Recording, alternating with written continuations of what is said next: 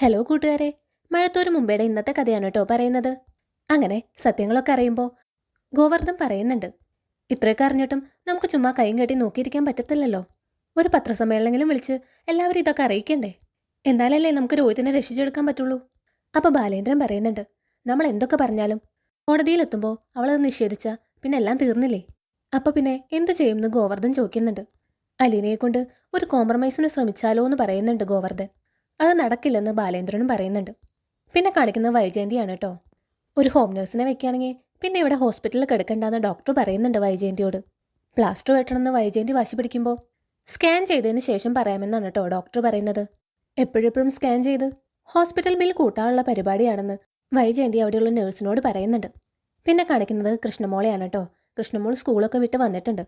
കൃഷ്ണമോളെ കണ്ടതും അലീന ചോദിക്കുന്നുണ്ട് സ്കൂളിലെ പ്രതികരണം എങ്ങനെയായിരുന്നു എന്ന്. നമ്മൾ വിചാരിച്ചത്ര കുഴപ്പമുണ്ടായിരുന്നില്ലെന്ന് കൃഷ്ണമോളും പറയുന്നുണ്ട്. എങ്കിലും ചിലരൊക്കെ കമൻ്റ് അടിച്ചു, അതിനൊന്നും ഞാൻ പ്രതികരിച്ചില്ലെന്ന് പറയുന്നുണ്ട് കൃഷ്ണമോള്. അത് കഴിഞ്ഞ് ഗോവർദ്ധനും വക്കീലും വരുന്നുണ്ട് കേട്ടോ ബാലേന്ദ്രനെ കാണാനായിട്ട്. ഗോവർദ്ധനാണെങ്കിൽ അറിഞ്ഞ സത്യങ്ങളൊക്കെ വക്കീലിനെ അറിയിച്ചിട്ടുണ്ട്.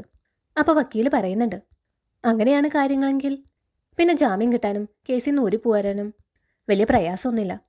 അലീന മുഖേന ശരണിയെ കൊണ്ട് മൊഴി മാറ്റിക്കാമെന്ന് പറയുന്നുണ്ട് വക്കീല്. അപ്പോൾ ബാലേന്ദ്രൻ പറയുന്നുണ്ട്, വക്കീല് തന്നെ നേരിട്ട് അവളോട് പറഞ്ഞു. അങ്ങനെ വക്കീല് അലീനോട് പറയുന്നുണ്ട്, അങ്ങനെ പറയാൻ സാധിക്കില്ലെന്ന് അലീന വക്കീലിനോട് പറയുന്നുണ്ട്.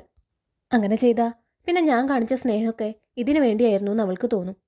അത് വിപരീത ഫലമേ ഉണ്ടാക്കുള്ളൂ എന്ന് അലീന പറയുന്നുണ്ട്. അലീന പറഞ്ഞത് കേൾക്കുമ്പോൾ അത് ശരിയാണെന്ന് വക്കീലും സമ്മതിക്കുന്നുണ്ട്. പിന്നെ കാണിക്കുന്നത് മനുവിനെയാണ് കേട്ടോ. മനു അലീനെ ഫോൺ വിളിക്കുന്നുണ്ട്. കേസിന്റെ കാര്യം എന്തായെന്നൊക്കെ ചോദിക്കുന്നുണ്ട് അലീനോട്. പ്രത്യേകിച്ചൊന്നും ആയില്ലെന്ന് അലീന പറയുന്നുണ്ട്. മാത്രമല്ല നാളെ ശരണിയെ കാണാൻ പോകുന്ന വിവരവും അലീന പറയുന്നുണ്ട്. അത് കേൾക്കുമ്പോൾ മനുവും കൂടെ വരാമെന്ന് പറയുന്നുണ്ട്. മനുവേട്ടൻ വന്നാൽ ഹരിശങ്കറിന്റെ ചേട്ടനാണ് മനുവേട്ടനെന്ന് ആരെങ്കിലും അറിഞ്ഞാൽ അത് മനുവേട്ടന് പ്രശ്നമാവും. എല്ലാവരും കൂടിയിട്ട് മനുവേട്ടനെ ഇട്ട് അടിക്കും. അത് വേണ്ട എന്ന് പറയുന്നുണ്ട് കേട്ടോ അലീന. എന്നാൽ പോകുമ്പോഴും വരുമ്പോഴും എന്നെ വിളിച്ചറിയിക്കണമെന്ന് മനുവും പറയുന്നുണ്ട്. പിന്നെ കാണിക്കുന്നത് ബാലേന്ദ്രനെയാണ് കേട്ടോ. ബാലേന്ദ്രൻ അലീനയോട് പറയുന്നുണ്ട്, രോഹിത്തിനെ രക്ഷിക്കാൻ ശരണിയെ കോടതിയിൽ സത്യം പറയാൻ പ്രേരിപ്പിക്കണമെന്ന് അലീനയോട് ആവശ്യപ്പെടുന്നുണ്ട്. അങ്ങനെ തീർത്തും പറയാൻ സാധിക്കില്ലെന്ന് അലീനയും പറയുന്നുണ്ട്. എന്നാലും ഒരു നിരപരാധിയും ശിക്ഷിക്കപ്പെടരുതെന്ന് അവളെ ഓർമ്മിപ്പിക്കാമെന്ന് പറയുന്നുണ്ട് അലീന.